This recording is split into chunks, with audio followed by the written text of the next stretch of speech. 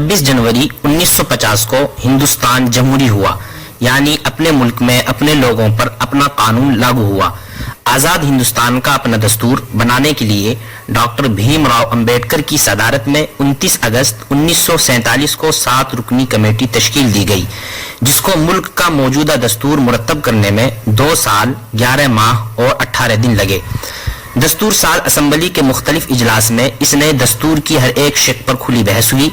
फिर 26 नवंबर 1949 को उसे कबूल कर लिया गया और 24 जनवरी 1950 को एक मुख्तसर इजलास में तमाम अरकान ने नए दस्तूर पर दस्तखत कर दिए। यह दस्तूर बरतानवी दस्तूर का ही इजरा और तोसी है, जिससे आज़ाद हिंदुस्तानियों और आज़ाद हिंद का मकसद पूरा नहीं होता। बहरहाल 26 जनवरी 1950 को इस नए कानून को लागू करके मुल्क भर में पहला यौम जमहूरिया मनाया गया। इस तरह हर साल 26 जनवरी यौम जमहूरिया के दिन के तौर पर पूरे मुल्क में जोश व खरोश के साथ मनाया जाता है। और 15 अगस्त 1947 की तरह ये तारीख भी मुल्क का कौमी और यादगार दिन बन गई।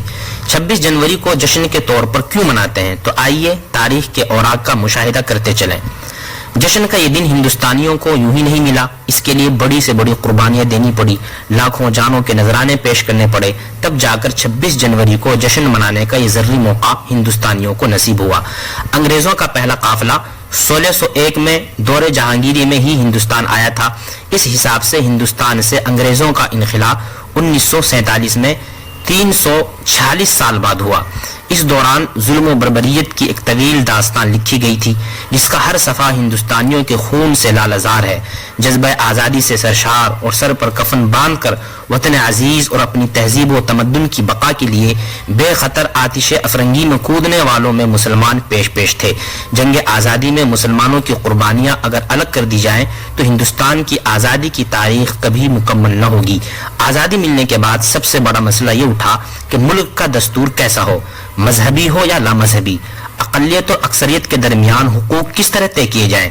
चुनांचे आईन हिंद के इब्तिदाई हिस्से में साफ साफ ये लिखा गया है कि हम हिंदुस्तानी अवाम ये तजवीज़ करते हैं कि हिंदुस्तान को एक आज़ाद समाजवादी जमहूरी मुल्क की हैसियत से वजूद में लाया जाए, जिसमें तमाम शहरियों के लिए समाजी, मुआशी, सियासी इंसाफ और ख्याल आज़ादी, इजहार राय, आज़ादियत, अक़ीदा व मजहब, इनफरादी तशख़्ख़ुस और एहतराम को यकीनी बनाया जाएगा और मुल्क की सालमियत और यकजहती को कायम दायम रखा जाएगा।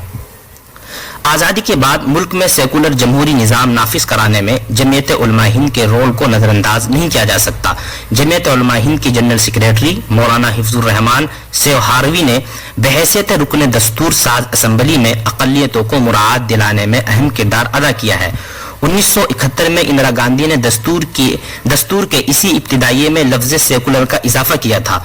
हिंदुस्तानी जमहूरी निज़ाम एक बेहतरीन निज़ाम है, इसमें मुख्तलिफ अफकार व ख्यालात और तहजीब व तमद्दुन के लोग बसते हैं और यही मुख्तलिफ रंगारंगी तहजीब यहाँ की पहचान है। 26 जनवरी को इसी मसावी दस्तूर व आइन की तायद में और कसीरुल मज़ाहिब मुल्क होने के बावजूद बाहमी यकजहती और मेल जोल के इस अजीम मुल्क हिंदुस्तान की जमहूरियत पर नाज करने के लिए 26 जनवरी को जश्न जमहूरियत मनाकर शहीदान मुल्क और आइन के बानीन और मुरत्तिबीन और मुल्क की आज़ादी में अपनी जानों का नजराना पेश करने वाले मुजाहिदीन आज़ादी को बेहतरीन खिराज अक़ीदत पेश की जाती है।